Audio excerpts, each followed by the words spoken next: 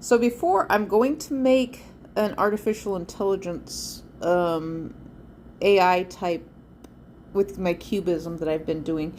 But before I do that, this is what I wanted to say. This reminds me of the crochet wingspan shawl.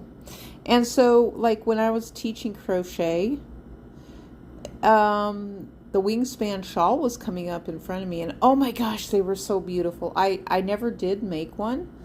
I wanted to. Well, did I? I made some things kind of similar to the wingspan, you know, but I always thought of doilies, or no matter what I did, as getting larger because it was artwork. You know, the crochet lace. Well, hang on, I'll show you.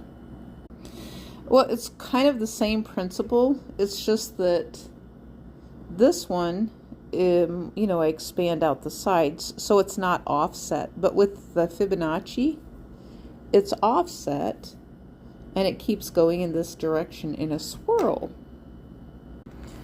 Okay, so I don't currently have any crochet lace swirls made at this point. Maybe I should do one because I know, oh, I loved the crochet swirl hat.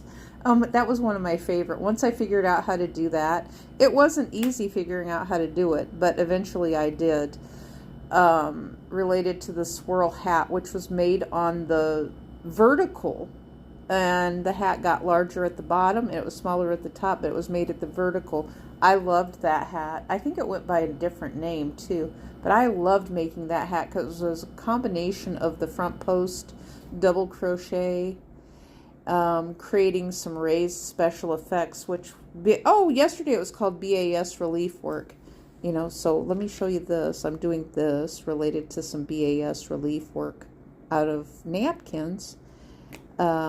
And so, you know, that these all tie in together, and that's something I started noticing related to algebra and numbers, and learning about algebra and sets of numbers, and learning about how to increase the, because I'd said as an adult, crochet actually helped me learn about algebra and putting numbers together and putting in missing pieces like A plus B equals C. You have to learn how to plug these numbers in together to write the patterns because they get larger, and that's what these doilies depict with the Fibonacci sequence, with creating lace and patterns for people to follow along. Be that, you know, the unknown variables, that's a word that I always like to use, the unknown variables with algebra, plugging in the numbers, which we don't know what they are until this is complete.